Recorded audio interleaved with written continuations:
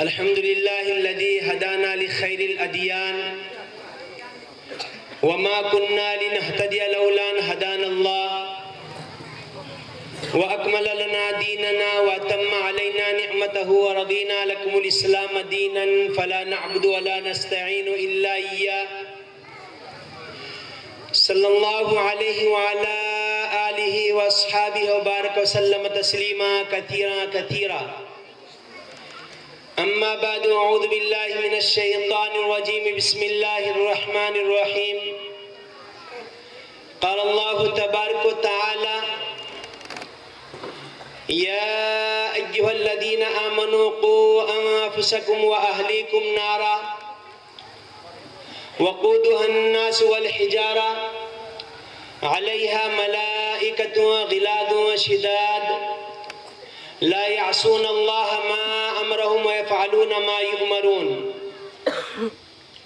وقال تبارك وتعالى: ولا تهنوا ولا تحزنوا وأنتم الأعلون إن كنتم مؤمنين. وقد ورد في الخبر عن النبي الصادق الأبر صاحب القبر الآدم صلى الله عليه وسلم أنه قال: إنما أنا مبلغ والله يهدي. رواه أبو نعيم في الأصبهاني.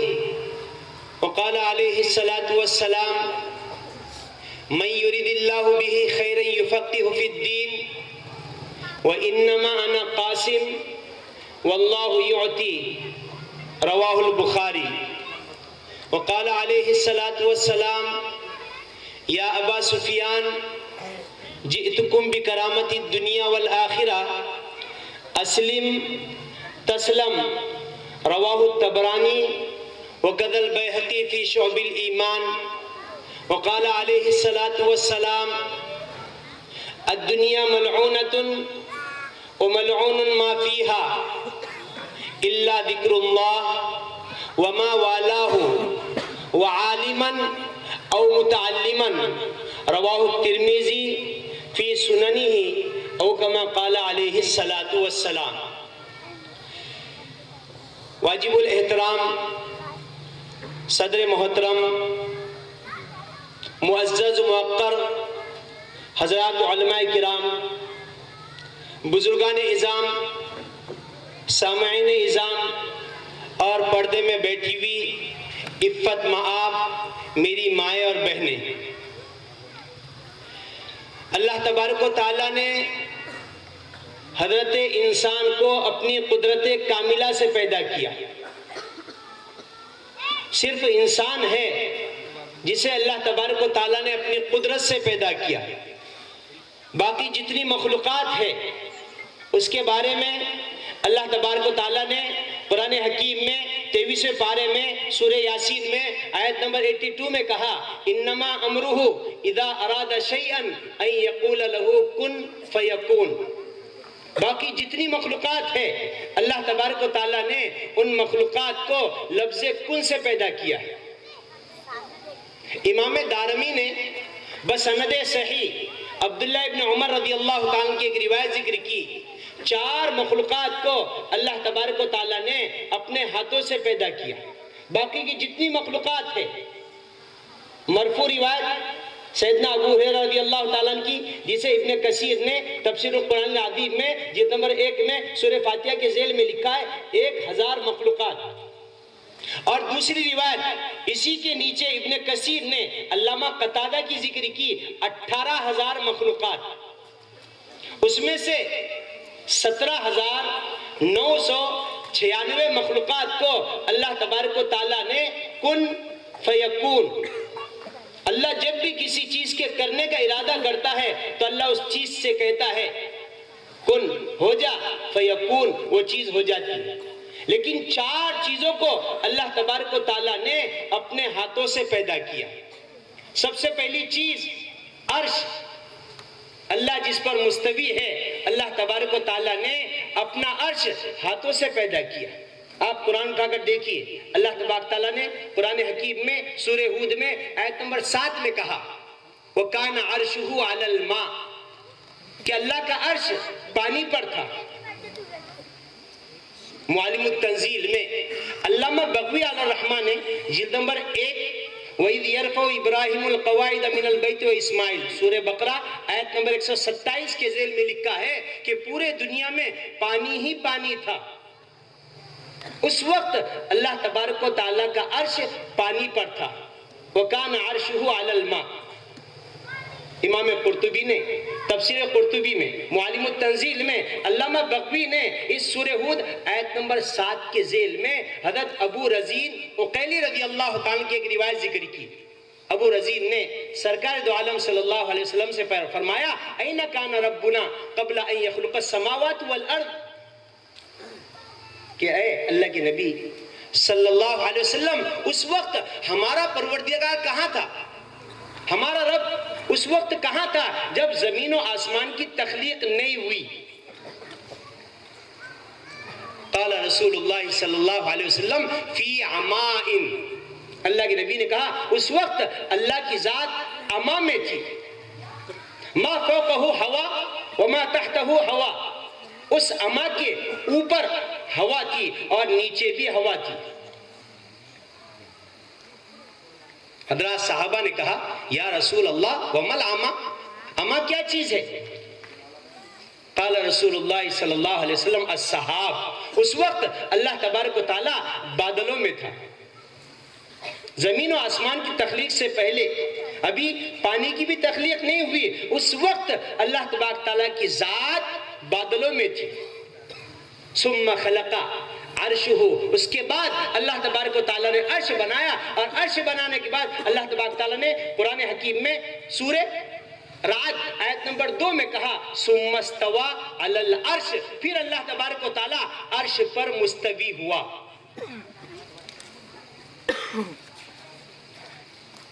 اور دوسری چیز جسے اللہ تبارک و تعالیٰ نے اپنے ہاتھوں سے بنایا وہ قلم ہے، کہ قلم کو اللہ تبارک و تعالیٰ نے اپنے ہاتھوں سے بنایا۔ آپ قرآن اٹھا کر دیکھیے، اللہ تبارک تعالیٰ نے قرآن حکیم میں 29ویں پارے میں سورہ قلم میں آیت نمبر 1-2 میں کہا نون والقلم وما یسطرون، اول ما خلق اللہ القلم، اللہ نے سب سے پہلے قلم کو بنایا، اور قلم کو بنانے کے بعد اللہ نے کہا اکتب لکھ، وما کتبت یا ربی، قلم نے کہا اے رب کیا لکھوں؟ اللہ تبارک تعالیٰ نے کہا لکھو لا الہ الا انا محمد الرسولی۔ سب سے پہلا جملہ قلم نے جو لکھا ہے وہ اللہ کی توحید، محمد عربی صلی اللہ علیہ وسلم کی رسالت ہے کہ اللہ کی سوا کوئی معبود نہیں ہے اور محمد میرے رسول ہے، پہلا جملہ۔ اور بخاری شریف میں امام بخاری نے سب سے پہلا جملہ جو قلم نے لکھا ہے وہ یہ ہے ان رحمتی سبقت علی غضبی، کہ میری رحمت میرے غصے پر غالب ہے۔ اگر اللہ کی رحمت اللہ کے غصے پر غالب نہ ہوتی تو اللہ تبارک و تعالیٰ لہا سبعۃ ابواب، 7 جہنم ہے، جہنم کی 7 دروازے ہیں، اور جنت 8 ہے۔ جس طرح جہنم کے 7 طبقات ہیں، جنت کے بھی 7 طبقات ہی ہوتے ہیں، لیکن اللہ کی رحمت اس کے غصے پر، اس کے غضب پر غالب ہے۔ اس لیے پہلا جملہ یا دوسرا جملہ جو قلم نے لکھا ہے وہ ان رحمتی سبقت علی غضبی، اور تیسرا جملہ اس نے لکھا من لم یرضا۔ ایک روایت، دوسری روایت، یہ روایت تو المقاصد نے، اور امام ابو عیسیٰ ترمذی نے ترمذی شریف میں اس روایت کا تذکرہ کیا، اور یہی روایت ذخیرۃ الحفاظ میں من لم یستسلم بقضاء ولم یصبر علی بلا ولم یشکر علی نعمہ فلیتخذ ربا سوا، یہ قلم نے لکھا کہ جو میرے قضا کو تسلیم نہ کرے، میری بلاؤں پر صبر نہ کرے اور میری دیوی نعمتوں کی شکر گزاری نہ کرے فَلْيَتَّخِذْ رَبًّا سِوَا، اسے چاہیے کہ اپنا رب دوسرا ڈھونڈ لے۔ یہ دوسری چیز تھی جسے اللہ تبارک تعالیٰ نے اپنے ہاتھوں سے بنایا، وہ قلم ہے۔ اور تیسری چیز جسے اللہ تبارک و تعالیٰ نے اپنے ہاتھوں سے بنایا ہے، آپ قرآن اٹھا کر دیکھیے، اللہ تبارک تعالیٰ نے قرآن حکیم میں 13ویں پارے میں سورہ رعد میں 13ویں رکوع میں آیت نمبر 23 میں، 13ویں سورت میں آیت نمبر 23 میں اللہ تبارک تعالیٰ نے کہا جنات عدن، کہ اللہ تبارک تعالیٰ نے تیسری چیز جنت عدن کو اپنے ہاتھوں سے بنا. 8 جنات ہیں: جنت الفردوس، جنت نعیم، جنت مأوا، جنت الخلد. جنت عدن جو ہے، جنت عدن کو اللہ تبارک تعالیٰ نے اپنے ہاتھوں سے بنایا. اور چوتھی چیز حضرت انسان ہے جسے اللہ تبارک و تعالیٰ نے اپنے ہاتھوں سے بنایا. آپ قرآن اٹھا کر دیکھیے، اللہ تبارک تعالیٰ نے قرآن حکیم میں پہلے پارے میں سورہ بقرہ میں آیت نمبر 30 میں کہا وَإِذْ قَالَ رَبُّكَ لِلْمَلَائِكَةِ إِنِّي جَاعِلٌ فِي الْأَرْضِ خَلِيفَةً.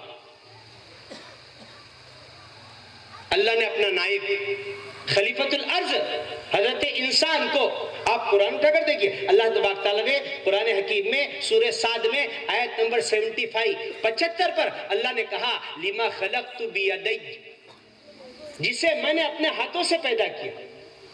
حضرت انسان کو اللہ تبارک و تعالیٰ نے ہاتھوں سے پیدا کیا ہے، اور حضرت انسان کو اپنے ہاتھوں سے پیدا کرنے کے بعد دنیا میں بھیجا ہے.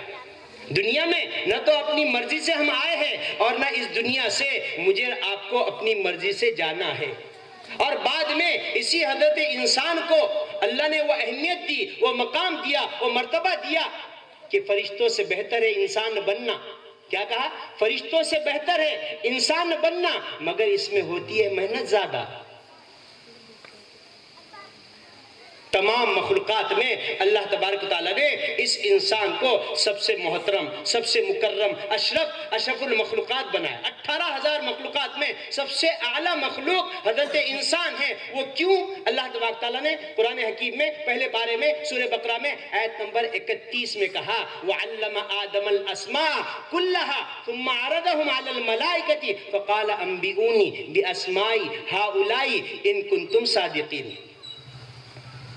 اللہ نے جو جوہر دیا علم کا، تعلیم کا، اس جوہر کی وجہ سے اللہ نے مسجود الملائکہ بنایا. وَعَلَّمَ آدَمَ الْأَسْمَاءَ، اور سکھلائے آدم کو تمام چیزوں کے نام. معلم التنزیل میں لکھا اسماء کل شیء، اسماء الملائکہ و اسماء کل ذریتہ. تمام چیزوں کے خواص، نام اللہ نے آدم کو سکھلائے. تمام انسانیت اور قیامت تک کے آنے والی ہر چیز کے خواص اور نام حضرت آدم علیہ السلام، تمام فرشتوں کے نام حضرت آدم علیہ السلام. ثم عرضهم علی الملائکہ، پھر اللہ نے فرشتوں پر پیش کیا اور کہا انبئونی باسماء ہؤلاء ان کنتم صادقین. ہاں یہ کہتے تھے نا کہ اس مخلوق کو کیوں پیدا کرے؟ من یفسد فیہا ویسفک الدماء ونحن نسبح بحمدک ونقدس لک قال انی اعلم ما لا تعلمون. ایسی شرری مخلوق کو کیوں پیدا کر رہے جو زمین میں خوریزی کریں گی، فساد مچائیں گی؟ اور یہ کیوں کہا تھا؟ اس سے پہلے جو اس سرزمین پر جنات رہا کرتے، 300 انبیاء جنات میں آئے. انہوں نے کیسی تبلیغ کی؟ سب سے پہلے نبی کا کیا نام تھا؟ 300 انبیاء کس طرح آئے اور پھر ان انبیاء کو جناتوں نے کیسے شہید کیا؟ ایک الگ موضوع ہے. کسی موقع پر جناتوں میں 300 انبیاء کیسے آئے اس پر انشاءاللہ بات کروں گا. بہرحال جو بات مجھے عرض کرنی ہے، ان کے فساد کی وجہ سے حضرات ملائک نے اللہ کے سامنے یہ کہا آپ ایسی مخلوق کو کیوں پیدا کر رہے؟ من یفسد فیہا ویسفک الدماء. تو اس کی وجہ سے اللہ تبارک تعالیٰ نے آدم علیہ السلام کو جو بولیاں عطا کی. تفسیر مظہری میں قاضی ثناء اللہ پانی پتی نے 12ویں جلد سورہ رحمان، الرحمن علم القرآن خلق الانسان علمہ البیان، اس کی بہت تفصیل ہے، اس تفصیل میں میں نہیں جاتا. مجھے جو بات بتلانی ہے، اللہ تبارک و تعالیٰ نے اس انسان کو جو مقام عطا کیا، اس مقام میں اللہ تبارک تعالیٰ نے انسانیت کو اپنا علم عطا کیا. ان للہ 99 اسما، اللہ کے 99 اسما میں ایک نام اللہ کا 21واں نام، واللہ الذی لا الہ الا ہو الرحمن الرحیم الملک القدوس السلام المؤمن المہیمن العزیز الجبار المتکبر الخالق الباری المصور الغفار القہار الوہاب الرزاق الفتاح العلیم.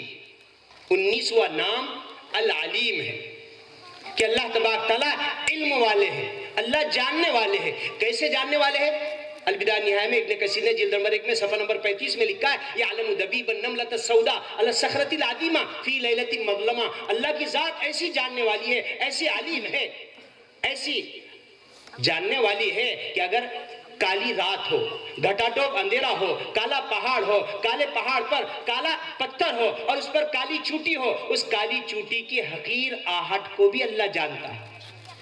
اور وہ علم اللہ تبارک تعالیٰ نے حضرات علماء کو دیا ہے. یہی وجہ ہے امام بخاری نے بخاری شریف میں جلد نمبر 1 میں باب بدء الوحی حدیث نمبر 71 پر ایک روایت ذکر کی من یرید اللہ بہ خیرا یفقہہ فی الدین. اللہ جس شخص کے ساتھ بھلائی کا ارادہ کرتا ہے اسے دین کی سمجھ عطا فرماتا ہے. اور آگے کہا کہ انما انا قاسم، میں تو تقسیم کرنے والا ہوں. واللہ یعطی، اور علم کے دینے والے اللہ ہے. اللہ علیم ہے، وہ علم اللہ نے علماء میں عطیت فرمایا ہے. یہ مقام اور یہ مرتبہ، اسی لیے تو اللہ کے نبی نے کہا زورو العلماء، علماء کی زیارت کرو. علماء کی زیارت بھی عبادت ہے. عالم رات بھر سو رہا ہے، ایک عابد رات بھر عبادت کر رہا ہے، تو اس عالم کا سونا اس عابد سے 1000 درجے افضل ہے. آج امت مسلمہ پر جو زوال ہے، کبھی میں نے آپ نے غور کیا یہ زوال کیوں ہے؟ میں یہ نہیں کہتا غلطی میری بھی ہے، غلطی آپ کی بھی ہے، لیکن اگر بالفرض مجھ سے غلطی ہو جائے اللہ کو میں منوا سکتا ہوں علم کی وجہ سے. آپ سے غلطی ہو جائے تو آپ اس غلطی پر مصر رہتے ہیں، گو کہ آپ معافی تلافی اللہ سے مانگیں گے، لیکن جس کی غلطی کی، جس کا دل ناراض کیا، اس کو معافی نہیں مانگیں. معاف کہاں کریں گے اللہ؟ حقوق العباد، حقوق اللہ، حقوق العباد. اللہ اپنا حق معاف کر سکتا ہے، بندوں کا حق اللہ معاف نہیں کر سکتا جب تک کہ بندے سے معافی نہ کروائے. تو علماء کرام جو آج ہمارے پیشوا ہے، آج ہمارے رہنما ہے، علم کی وجہ سے. امام بہقی نے بہقی شریف میں جلد نمبر 3 اسی روایت کو علامہ زرقانی نے المقاصد میں حدیث نمبر 119 پر لکھا ہے اقدو عالمہ، وہ اللہ کے بندو عالم بنو. اگر عالم نہیں بن سکتے او متعلمہ، کم سے کم علم کے سیکھنے والے بنو. علماء کی صحبت میں جاؤ، جا کر ان سے علم سیکھو. یہی وجہ ہے حضرت مولانا الیاس رحمۃ اللہ علیہ نے کہا میری دیرینہ اور نرینہ خواہش ہے ہر جماعت میں ایک عالم ہو، ایک مفتی ہو جو اس پوری جماعت کو مسائل کا علم دے، ایک قاری ہو، حافظ ہو جو ان کی قرآن کی تصحیح کرے. کیوں کہا بھائی؟ اہل علم کا مقام اور مرتبہ اتنا ہے، حضرت مولانا سعد صاحب نے یہاں تک کہ کہا علماء کی زیارت کے لیے جاؤ، ان سے دعا کرواؤ، ان کی تشکیل مت کرو. آج ہم کیا کرتے ہیں؟ حجی وہ عالم تو وہ امام صاحب تو جماعت میں جا رہی نہیں. غیبت، چغلی، میرے محترم اتنا بڑا گناہ ہے. آپ جائیے اور جا کر ان سے دعا کرائیے، ان کی زیارت کیجئے، یہ بھی ثواب ہے.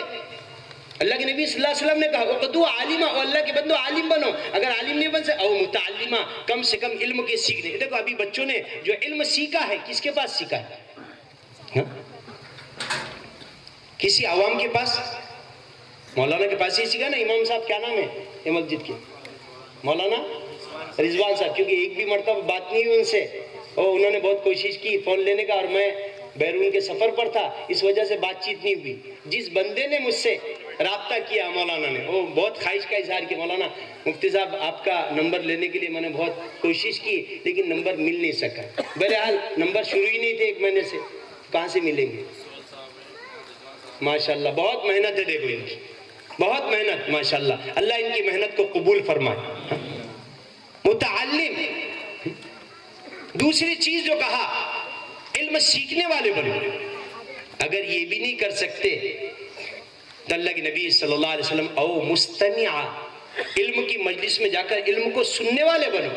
علمی مجالس میں بیٹھو، منبہات میں ابن حجر اسقلانی رحمۃ اللہ علیہ نے ایک تاریخی جملہ اور اللہ کے نبی صلی اللہ علیہ وسلم کی حدیث ذکر کی، علیکم بمجالست العلماء و استماع کلام الحکماء، او بندو تم پر علماء کی مجلس لازم ہے، 24 گھنٹے میں ایک وقت کم سے کم عالم کے پاس دو۔ ہم کیا کرتے؟ جسم کی اور صحت کی حفاظت کے لیے ہمارا فیملی ڈاکٹر ہوتا ہے، BAMS MBBS MD DM اور اسپیشلسٹ اور زیادہ۔ اپنے جسم کی حفاظت کے لیے آپ کے پاس ڈاکٹر ہے، آپ کے پلاٹنگ کے لیے، گھر کی حفاظت کے لیے آپ کے پاس انجینئر ہے، مقدمات لڑنے کے لیے لائر ہے آپ کے پاس، اور یہ سب فیس لیتے ہیں۔ اور علم سیکھنے کے لیے ان علماء کی کئی مہربانی ہے، آپ کو مسائل بتلائیں گے، دین بتلائیں گے، ایمانیت پر چلائیں گے، لیکن کبھی یہ نہیں کہیں گے ہم نے مسئلہ بتلایا، یہود اور نصارہ کی طرح ہمیں بھی کچھ ہدیہ دے دو۔ یہ امت کے علماء کا احسان ہے کہ علماء نے ان اجریہ الا علی اللہ، ہمیشہ علم کی ترویج کی، علم کو بانٹا، اس کا اجر صرف اللہ سے لیا ہے۔ اگر ان کی تنخواہ 5,000 سے 6,000 ہو تو آج ہم کیا بولتے ہیں؟ مول صاحب تمہیں کیا ضرورت ہے؟ آپ کو کیا ضرورت ہے؟ آج میرے گھر کا دودھ 5 سے 6,000 کا دودھ ہو رہا ہے، میرے سے مراد عوام کا، صدر صاحب، سیکرٹری صاحب اور دیگر چیز، یہ معاشرے کی بات بتلا رہا ہوں۔ اور امام میرے محترم بزرگ جس کے پیچھے آپ نماز پڑھ رہے ہیں، اگر اس کا دھیان کسی اور طرف ہوگا تو گنہگار وہ نہیں، آپ بھی اس کے ساتھ، وہ تو ہوں گی لیکن آپ بھی ہیں۔ انہیں اتنی تنخواہ دو کہ وہ سحر ہو سکے اور آپ کی آل و اولاد کو صحیح تعلیم دے سکے۔ وہ دوسرے کاموں میں، دوسری جگہ، اگر یہ علماء دوسرے کاموں میں، کاروبار میں لگ گئے، میرے محترم بزرگ اور دوست، کیا ہوگا؟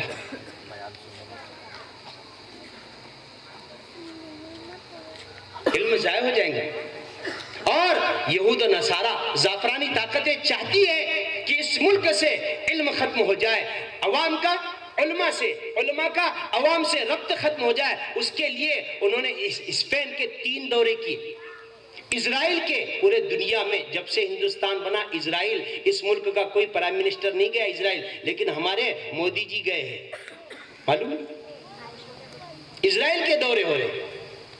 میرے محترم بزرگ دوستو، معمولی بات نہیں ہے، یہ صرف علم اور اہل علم اور مدارس کو ختم کرنے کی جو پلاننگ کی جا رہی ہے۔ اسپین میں 800 سالہ دور جو مدارس کا اور حسین دور گزرا ہے مسلمانوں کا، لیکن ختم کیسے ہوا؟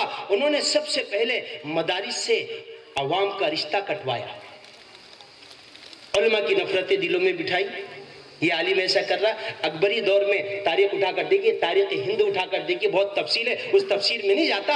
اکبر بادشاہ علماء کی اتنی عزت کیا کرتا تھا کہ اگر گھوڑے پر سوار ہو کر دلی کی جامع مسجد کی طرف جاتا، کوئی عالم پیدل چلتا، وہ گھوڑے سے اتر جاتا اور مسجد تک پیدل وہ اس عالم کے ساتھ جاتا۔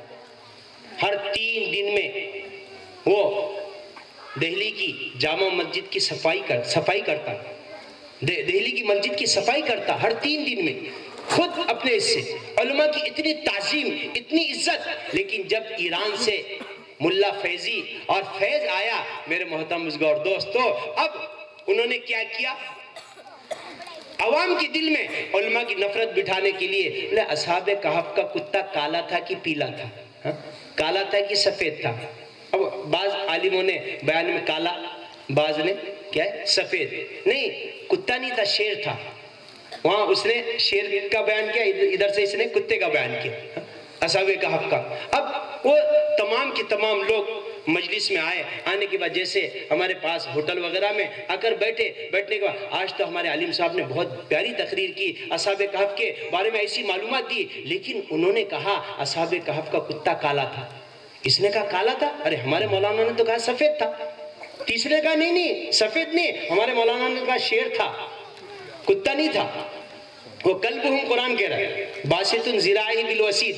اب آپس میں चीमी गोया होगी, आपस में लड़ाई झगड़े, वो इसको गाली दे रहा, वो इसको। ये फैज और फैजी ने और ये फिरका परस्त ने जो उलमा की नफरतें चाहते थे कि आपस में लड़ाना, उन्होंने ये काम किया। और फिर जब बादशाह के सामने बात गई, अकबर बादशाह ने उलमा लड़ रहे देखा, तो फिर उसके दिलों में उलमा की आज़मत धीरे धीरे कम हुई।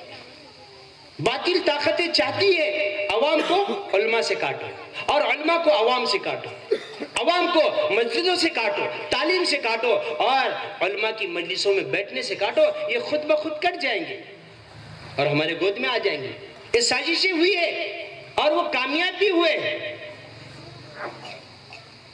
इसलिए अल्लाह के नबी सल्लल्लाहु अलैहि वसल्लम ने कहा, हज़रत लुक़मान ने भी अपने बेटे को जो नसीहत की थी, अलैकुम बिमुजालिसतिल उलमा, उलमा की मजलिसें तुम पर लाजिम है, वह इस्तिमाई कलामिल हुक्मा, और हुक्मा की बातें सुनना तुम पर जरूरी है। क्यों? फ़इन्नल्लाह युह्यिल क़ल्बल मय्यित बिनूरिल हिक्मा कमा तुह्यिल अर्दल मैतता बिमाइल मतर। जो हमारे दिल सियाह हो गए, मुर्दा हो चुके हैं, कहा जिस तरह बंजर जमीन पानी के जरिए से सैराब होती है, उसी तरह उलमा की मजलिस और हुक्मा की बातों को सुनना तुम पर लाजिम है कि मुर्दा दिल ये मुनव्वर हो जाते हैं, रोशन हो जाते हैं। इसलिए सरकार दो आलम सल्लल्लाहु अलैहि वसल्लम ने कहा, अल्लामा ज़ुरक़ानी ने अल-मक़ासिद में हदीस नंबर 119 में एक रिवायत जिक्र की, उक़दू आलिमा कुन आलिमा औ मुतअल्लिमा औ मुस्तमिआ। ओ अल्लाह के बंदो, या तो आलिम बनो, या तो मुतअल्लिम बनो, या तो मुस्तमी बनो, इल्म के सुनने वाले बनो। अगर ये भी नहीं हो सकता तो अल्लाह के नबी ने कहा औ मुहिब्बा, ओ अल्लाह के बंदो कम से कम उलमा से मोहब्बत करने वाले तो बनो। अगर ये भी नहीं हो सकता, अल्लाह के नबी ने कहा वला तकुनिल खामिसा, पांचवें मत बनो, आलिम बनो, मुतालिम बनो और मुस्तमी बनो, मुहिब बनो, मोहब्बत कम से कम उनको मोहब्बत की निगाह से देखो। अगर ये भी मेरा तजुर्बा है, अल्हम्दुलिल्लाह, मैंने खुद दादा मोहतरम हज़रत मौलाना असमतुल्लाह खान साहब को देखा, असीर हिंद हूँ अफगान से आकर, असीर हिंद हूँ अफगान से आकर, खुदा जाने मैं मरूंगा कहाँ जाकर। पैदल आए थे इल्म की तरवीज के लिए, दारुल के लिए पैदल 11 लोग आए थे, 11 रुपये लेकर। और यहाँ आने के बाद मैंने खुद देखा यवतमल की जामा मस्जिद में 45 साल इमामत की, बड़े अल्लाह वाले दादा मोहतरम कहते, बेटा अपने घराने में ऊपर पुश्तों तक 34 पुश्तों तक आलिम है, ये सिलसिला बेटा खत्म नहीं करना, नीचे तक चलाना। और कहते कि जिस वक्त इमामत कर रहे थे, 2 लोगों ने बहुत सताया, आपने तकरीबन 44 साल तक सब्र किया, लेकिन सब्र भी एक हद तक होता है। जब सब्र का पैमाना लबरेज हो जाता है, झलक जाता है, इंसान है, जुबान से बदुआ निकली और बदुआ ऐसी निकली पूरा यवतमल शहर देखा। उन 2 बंदों ने जिन्होंने बड़ा सताया था, केसेस किए थे, मस्जिद से निकालने की फिक्रें की थी कि सिर्फ ये बंदा दारुल से पड़ा हुआ है।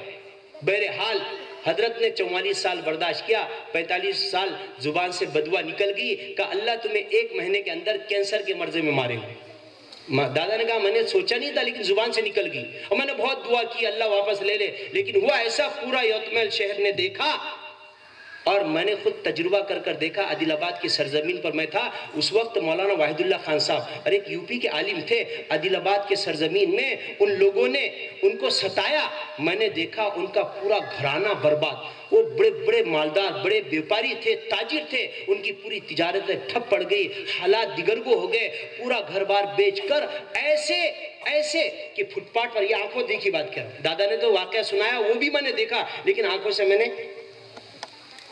मैं ये नहीं कहता कि ये लोग क्या कोई खुदा है कहती कबूल अल्लाह कर लेगा, लेकिन बाज मर्तबा अल्लाह के नबी ने कहा इत्तकी दावतल मजलूम, मजलूम की बदुआ से बचो, फ़इन्नहु लैसा बैनहा व बैनल्लाहि हिजाब। इसके और अल्लाह के दरमियान आप अवाम भी अगर उसके जुबान से बदुआ निकल गई, लेकिन अगर वो मजलूम है, बदुआ निकल गई, डायरेक्ट अर्श को जाकर टकरा जाती है। तो इसलिए अल्लाह के नबी ने कहा वला तकुनिल खामिसा, अल्लाह के बंदो 5वें मत बनो, वल खामिसतु अन तुबगिदल इल्मा व अहलुहु, 5वें کون ہے؟ فتحلیق، اللہ کے نبی نے پانچواں اگر بنیں گے ہلاک ہو جائیں گے، اور پانچواں ہے ان تبغض العلم واہلہ، علم اور اہل علم سے بغض رکھنا، نفرت رکھنا۔ اللہ ایسے کو ہلاک کر دیتا ہے۔ قومیں جو ہلاک ہوئی ہے معمولی بات نہیں ہے، انبیاء کی تکذیب، انبیاء علیہ السلام کو ستانے کی وجہ سے، اور یہ انبیاء کی نرینہ، انبیاء علیہ السلام کی علمی اعتبار سے میراث کو جو سنبھالے ہوئے ہیں وہ علم ہے جو انبیاء کے وارث ہے، اہل علم انبیاء کے وارث ہے۔ اس وجہ سے اللہ کے نبی صلی اللہ علیہ وسلم نے کہا کہ اپنے ہاتھوں کو علماء کے خون سے مت رنگو۔ نہیں آپ ان کو چاہتے، قالو سلامہ کہیے، دور رہیے، آپ بالکل ہٹ کر الگ ہو جائیے، لیکن میرے محترم بزرگوں اور دوستو، علم، اہل علم اور ان طلبہ سے کبھی نفرت مت کیجیے۔ طلبہ ہے، غلطی کوتاہی ہوتی ہے، مکتب میں یا مدارس میں اگر بچے کوئی کام کر لے، کوئی غلطی کر دے تو ہم فوراً ٹوک دیتے ہیں، تیرا باپ ایسا، تو ایسا۔ میرے محترم بزرگوں، نہیں، محبت کرو۔ امام شافعی رحمۃ اللہ علیہ کے بارے میں آتا ہے، امام شافعی رحمۃ اللہ علیہ جب حدیث کا درس دے رہے، بڑے بڑے اہل علم آپ کی مجلس میں، یہاں تک کہ امام احمد بن حنبل رحمۃ اللہ علیہ اور اکابر امام جو تھے اس مجلس میں تھے، اور اس وقت امام شافعی بچے چھوٹے حدیث کا درس دے رہے، اچانک کبوتر اڑتا ہوا آیا اور آ کر آپ کے قریب آ کر بیٹھ گیا۔ آپ نے کیا کیا؟ بچے تھے، آپ نے اپنا امامہ ایسا اٹھایا، اتار کر اس کبوتر پر ڈال دیا۔ جیسے ڈالا وہ امامے کے اندر وہ کبوتر آ گیا۔ اب جیسے ہی اکابر فقہا نے، محدثین نے یہ معاملہ دیکھا، حدیث کا درس دیتے دیتے انہوں نے یہ بچکندن اور چھوٹی حرکت کی، بیکار حرکت کی، سب ناراض ہو گئے۔ تو اس وقت حضرت امام شافعی نے کہا، الصبی کی صبی ولو کان بالنبی، کہ بچہ بچہ ہی ہوتا ہے چاہے نبی کا بچہ کیوں نہ ہو۔ بچہ شریر نہیں تو اور کون ہوگا؟ بچہ ہی شرارت کریں گا نا۔ طالب علم اگر شرارت کر لے، ہمارے مسجدوں میں بچے شرارت کرتے ہیں، ہم ان کو گالیاں دیتے ہیں، ان کو مسجدوں سے بھگاتے نہیں۔ ترکی میں دیکھیے، جب میں گیا حضرت طیب اردگان ادام اللہ بقاؤ سے ملاقات ہوئی، طالب علم اور علماء کی ایسی عزت کہ اس نے حکم ہی جاری کیا، جو 40 دن تک فجر کی نماز میں رہیں گا اسے انعام دیا جائے گا۔ اور علماء اور اہل علم کی اتنی عزت کیا کرتا ہے، اس کی وجہ سے جس وقت میں مدینہ المنورہ میں 2014 میں حضرت مفتی تقی عثمانی صاحب، مولانا طارق جمیل صاحب اور بڑے بڑے کیا اکابر علماء پورے دنیا کے تھے، اس وقت طیب اردگان صاحب بھی آئے تھے۔ روضہ رسول صلی اللہ علیہ وسلم میں حاضری کا موقع ملا، اس وقت ایک بندہ دوڑتا ہوا آیا ملنے کے لیے، تو سیکورٹی گارڈ تھے، انہوں نے فوراً ان کو ہٹا دیا۔ تو میں نے خود دیکھا، طیب اردگان صاحب نے کہا رک جاؤ، آنے دو، ملنے دو۔ میں نے کہا یہ اتنے بڑے لوگ۔ حضرت مولانا طارق جمیل سے سب سے پہلی ہماری ملاقات ہوئی 2009 میں حج کے موقع پر، بن داؤد میں جب وہ تھے، سامنے ٹاور والی بلڈنگ، کلوب والی بلڈنگ جو ہے اس کے سامنے بن داؤد میں، اس وقت کھانا کھا رہے تھے۔ میرے ساتھ ہمارے ڈراور صاحب، ماما صاحب تھے، ہمارا پورا گھرانہ تھا۔ اس وقت ہم جب جا رہے ہیں ملاقات کے لیے، کھانا کھا رہے ہیں، ہم جیسے ہی گئے کھانا چھوڑ کر ملنے کے لیے آئے، اٹھ کر۔ میں نے کہا کیا اخلاق، کھانا چھوڑ دیا اور پہلے ملاقات کی۔ ویسے ہی جھوٹا ہاتھ تھا، یعنی گویا اشارہ تھا کھانا کھا رہے، جلدی سے ملاقات کی، سلام کی، انشاءاللہ بعد میں ملاقات ہوں گی۔ ہو سکتا ان کا خادم یہ کہہ سکتا تھا حضرت کھانا کھا رہے، آپ بعد میں آئیے، لیکن یہ بھی گوارا نہیں کیا کہ ایک مومن جب ملاقات کی غرض سے آیا ہے وہ پلٹ جائے، لوٹ جائے اور اس کے دل میں قلق کا افسوس ہو، تو انہوں نے مومن کے دل کو دکھانا بھی گوارا نہیں کیا۔ یہ اخلاق ہے۔ وَلَوْ كُنْتَ فَضًّا غَلِيظَ الْقَلْبِ لَانفَضُّوا مِنْ حَوْلِكَ فَاعْفُ عَنْهُمْ۔ اللہ نے نبی جی سے کہا کہ آپ اگر تند خو ہوتے، آپ اگر سخت مزاج ہوتے، آپ اگر غصے والے ہوتے، یہ صحابہ کا اتنا بڑا حلقہ آپ کے ارد گرد نہ ہوتا۔ اپنے اندر حلم اور بردباری لائے۔ علماء کرام عوام کو